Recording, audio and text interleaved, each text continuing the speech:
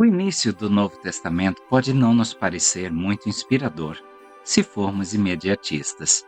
Na verdade, se alguém estivesse lendo a Bíblia pela primeira vez e chegasse ao final do Velho Testamento e ao livro de Malaquias, que aponta para o futuro com expectativa, sua empolgação poderia diminuir quando o próximo livro começasse com uma genealogia. Podemos ser tentados a pular Mateus e começar com outro evangelho. Na verdade, podemos perceber que toda vez que falamos sobre o Natal, pulamos os 17 primeiros versículos deste evangelho. Sempre vamos para o versículo 18. Ora, o nascimento de Jesus Cristo foi assim.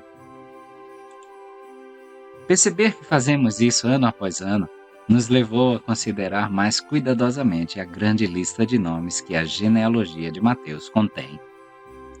Marcos vai direto ao ponto. Lucas fornece um esclarecimento de sua abordagem e uma dedicatória ao seu primeiro leitor. E João começa de maneira poeticamente bela ao refletir sobre a divindade e a eternidade de Jesus. Por que então Mateus começa com uma lista? Porque ele quer deixar claro que não podemos entender a chegada de Jesus a menos que a entendamos à luz do panorama geral que a Bíblia nos oferece, a menos que a vejamos no grande esquema dos planos e propósitos de Deus em desenvolvimento. Penso que Mateus teria aprovado nossa abordagem para esta mensagem do Advento, começando em Gênesis e chegando ao seu Evangelho apenas no 11º dia. Os leitores judeus do Evangelho de Mateus do primeiro século estavam esperando para ver como Deus cumpriria suas promessas por meio de seu Messias. E é por isso que, de fato, o Novo Testamento não poderia começar de maneira mais adequada, já que a genealogia em Mateus traça a linhagem de Abraão a Davi e até Jesus, o Messias, aquele que cumpre todas as promessas que Deus fez ao seu povo ao longo dos séculos. Mateus está contando a incrível história da fidelidade de Deus ao abençoar todas as nações da terra, como ele havia prometido a Abraão. Ele está desvendando a linhagem real para demonstrar como Deus permaneceu fiel à sua aliança com o rei Davi ao enviar o rei Jesus. Ele está mostrando que o tempo de exílio espiritual estava chegando ao fim, assim como o exílio físico havia acontecido. O valor dessa longa lista está no reconhecimento do papel desses indivíduos no plano de Deus, que culmina no nascimento de Jesus. E é ao reconhecer que a linhagem passa por dificuldades e tempos sombrios, pelos vales e também pelos topos das montanhas, e ainda assim, Deus estava realizando seus propósitos dia após dia e geração após geração. A linha que liga Abraão a Davi e Jesus Cristo pode parecer tênue, mas Deus garantiu que nunca fosse rompida. De maneira semelhante, Marcos, ao longo de seu evangelho, estende uma mão para os profetas que apontaram para aquele que ainda estava por vir. Conforme está escrito na profecia de Isaías, diz Marcos, em sua segunda frase, Marcos 1:2.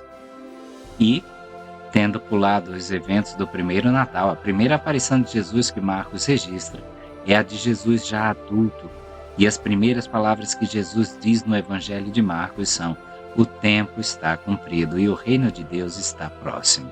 Marcos 1:15.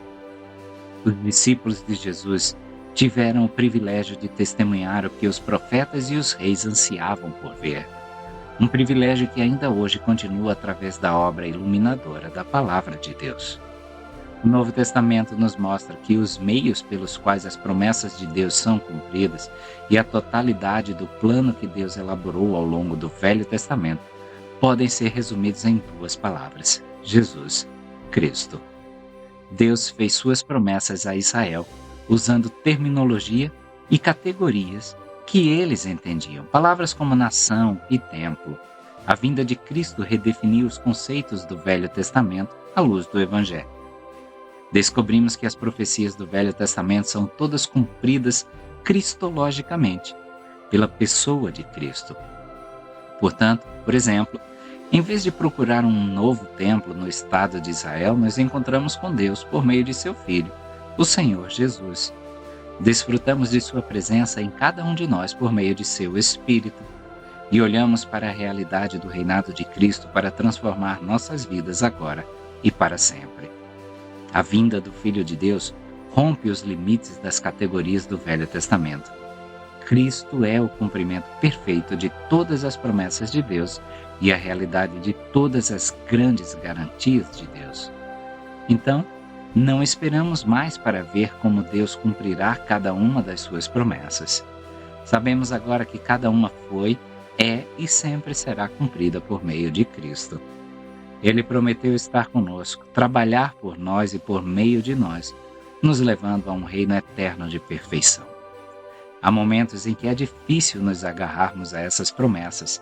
Quando esses momentos chegam, olhamos para o Deus que está sempre trabalhando nos vales mais escuros de nossas vidas, bem como nos topos das colinas mais ensolaradas, e confiamos que, embora não possamos ver agora, um dia perceberemos como Ele estava trabalhando para o nosso bem e para a sua glória.